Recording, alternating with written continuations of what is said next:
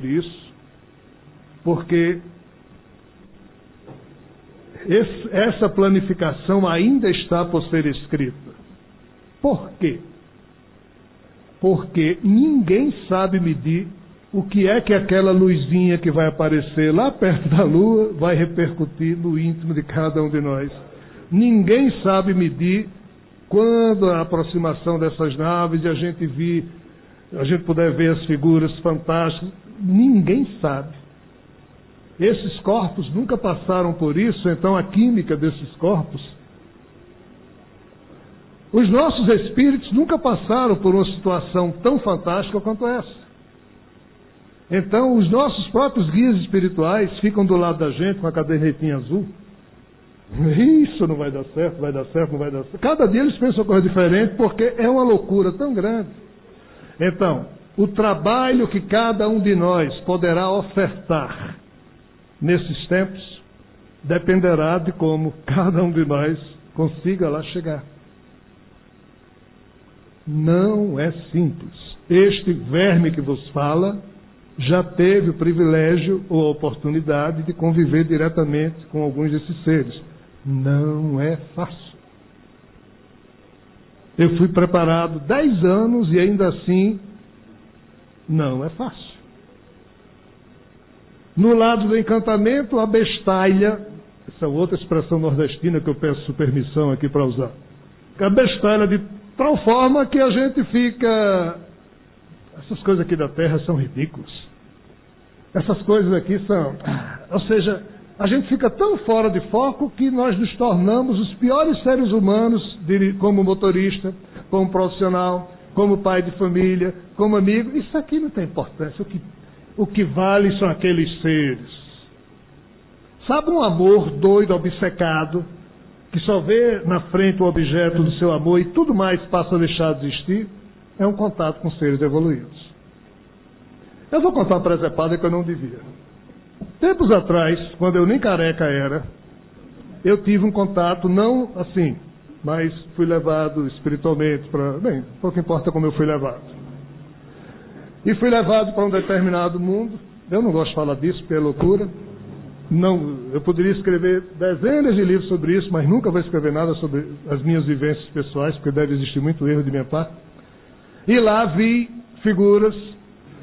Eu fui levado para uma situação em que existiam seres de polaridade masculina, seres de polaridade feminina e seres de uma polaridade que não há definição na Terra. E eu já fui levado para outros campos em que tem mais de 5 polaridades. Então veja que esse negócio de macho e fêmea é uma coisa muito da natureza terrena. E uma dessas determinadas polaridades, tem lá umas figuras que eu não sei exatamente como classificá-las, e uma delas me olhou. E eu olhei para uma delas. Acabou-se. Rogerinho voltou para o corpo, acordou com aquilo ali na frente. Família, esposa, trabalho na Caixa Econômica, na época eu trabalhava na Caixa Econômica, e tinha uma moto. Aí, sinal vermelho, verde, amarelo, eu lá na motoca passando, aquele mulherão na minha frente, que nem mulher era um... Né? Aí os amigos espirituais disseram, ô cara pálida, primeiro teste que a gente faz com você, rapaz, pare. E no trabalho me tornei o pior gerente da Caixa Econômica, era aquele negócio, todo mundo sentava na minha frente, era a cara da mulher lá olhando para mim. Devo ter realizado empréstimos horríveis, né? Aí os espíritos disseram, nós vamos lhe adoecer. Ou então vamos levar uma queda na moto, para você acordar. Fizeram as duas, caí da moto e adoeci. O único modo que eles encontraram, e eu também encontrei, de tirar aquele troço da minha... Isso durou mais de um mês, pessoal. E foi num sonho. Imagine tete a tete. Qual é o nosso drama? Nós não sabemos conviver uns com os outros aqui na Terra. Nós não sabemos conviver com a nossa natureza.